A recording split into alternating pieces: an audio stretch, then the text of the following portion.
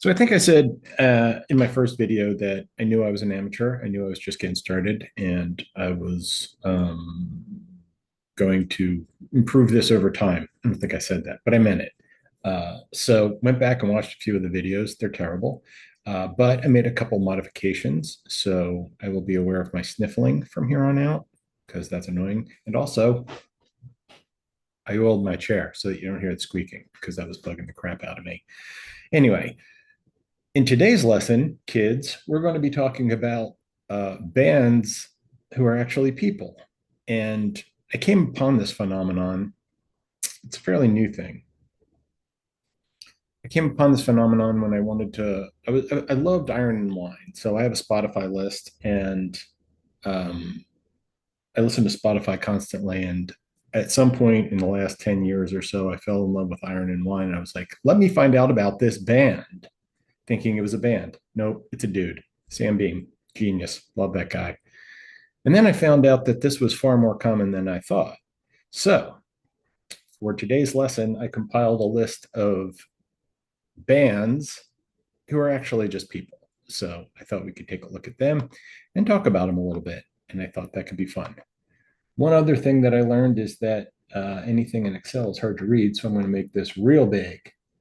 So Tame Impala, I don't know what happened in Australia in the last 20 years, but damned if they don't have some of the best indie music out there.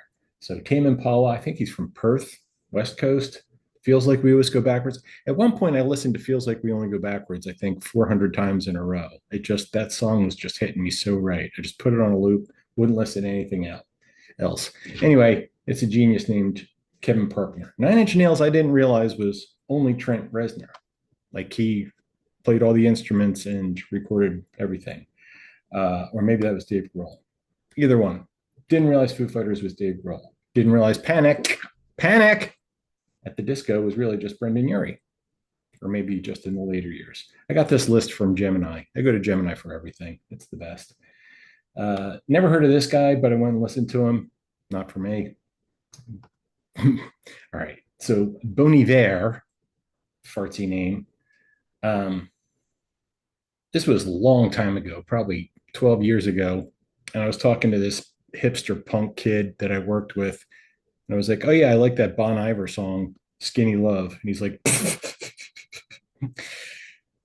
okay, boomer, it's pronounced Boney there. I'm like, oh, Boney there. Anyway, it's a dude from Eau Claire, Wisconsin, Justin Vernon. Actually, kind of a cool story, though. The name comes from Good Winter in French, Bon Iver. He got it from Northern Exposure. They were all coming outside after the first snow and saying, Bon Iver, Bon Iver. Um, it's usually spelled with an H, that being the Latin root word for winter. You see it in words like Hibernia, which is the Roman word for Ireland, meaning land of winter, and in the word hibernate. So there's your etymology lesson for today. Owl City, my daughter taught me about this one. Owl City, I really liked it. Adam Young, I think he's like a kid in Minnesota that had insomnia. Really interesting story. Passion Pit, Michael Angelakos, Angelakos. I don't know. I could have sworn. What was his big hit? I could have sworn that. Give me 1 second here. I got to find this song. Because I've heard this song 100 times in just random playlists on Spotify. And I would have lost money on the fact that his big song was not MGMT because it sounds for all the world like MG. Take a Walk. That's the name of it. Could have sworn that was MGMT, but it's not. But anyway, a couple songs are pretty good. Sleepyhead, is that the name of it? Yeah, pretty good tune. In the streets, I'd never heard of this guy, Mike Skinner. So I went and listened to it, and it's like Fit But You Know It. And this guy, most people don't sing, even Brits don't sing with British accents. So it kind of hits the ear a little weird. And this guy's so British, like British people would call him British, like, oh yeah, Mike Skinner, that British dude. Oh yeah, Mike Skinner, he's that British guy. Yeah. real British. I remember the first time I heard the Kinks, it was probably like dedicated follower of fashion. It was like an English accent. I was like, what? I didn't know people could sing in English accents. Anyway, Five for Fighting, tearjerkers. Yeah. Superman. 100 years.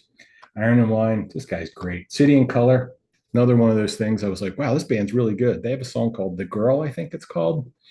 And turns out it's Dallas Green. So the story there is that Dallas is a city and green is a color, and he misspells it with a U because he's Canadian.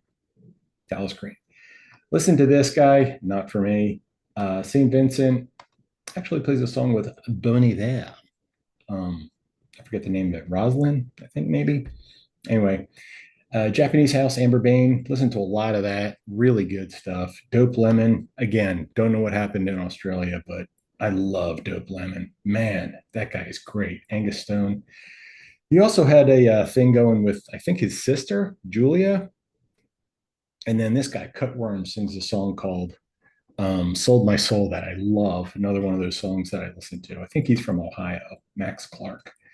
And then it kind of got me to thinking like, it's always been true that it's really one person who is the identity of the band. So I started musing on how that manifested, and I bucketized it into most will agree question mark, because this could be up for debate as well, and then definitely up for debate. So Creedence Clearwater Revival, it's John Fogerty. It's just it is. Leonard Skinner, this one's probably maybe debatable because he co-wrote, but the constant in all their great songs is Ronnie Van Sant. And after the plane crash in Mississippi,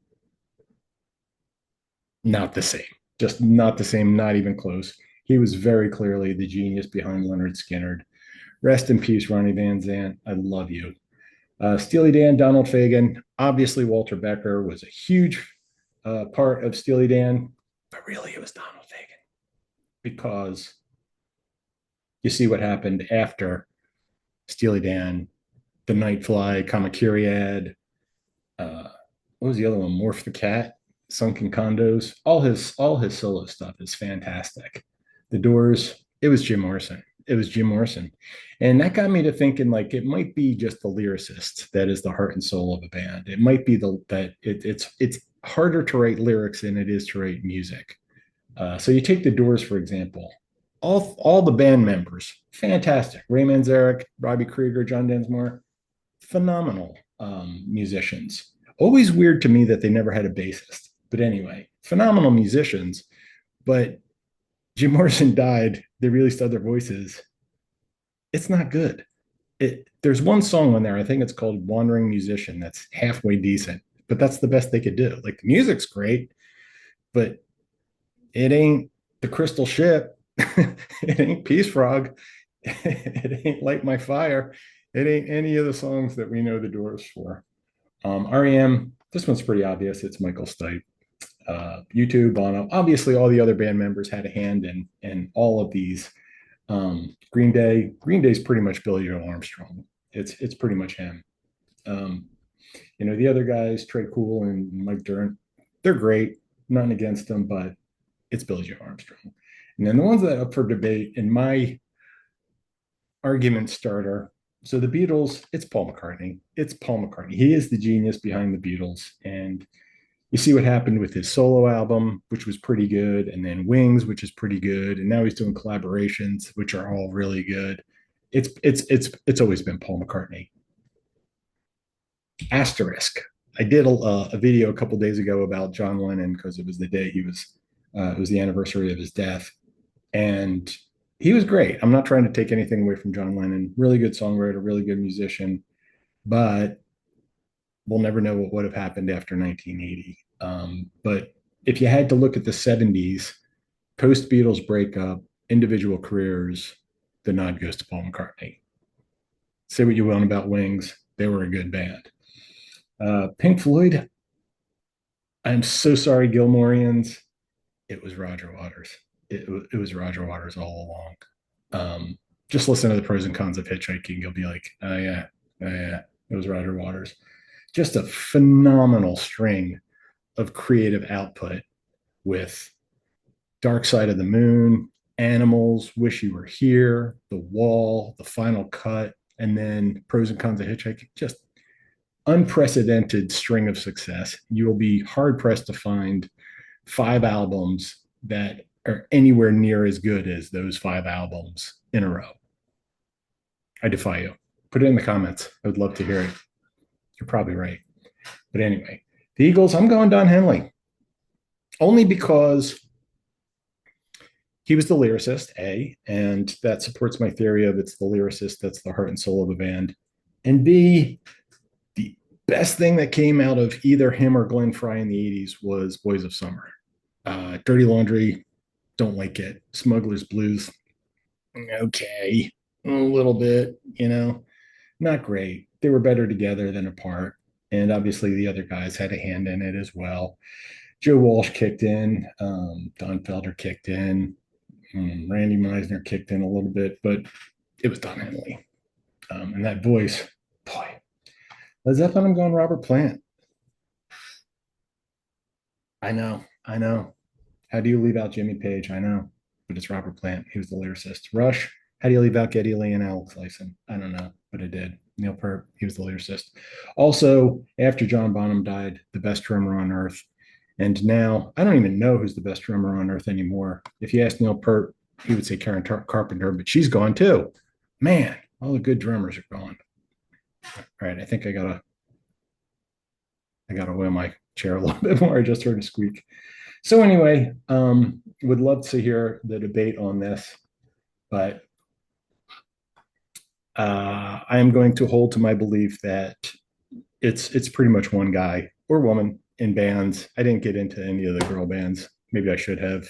Maybe it was Susanna Hoff for the Bengals. Maybe it was Belinda Carlisle for the Go Go's.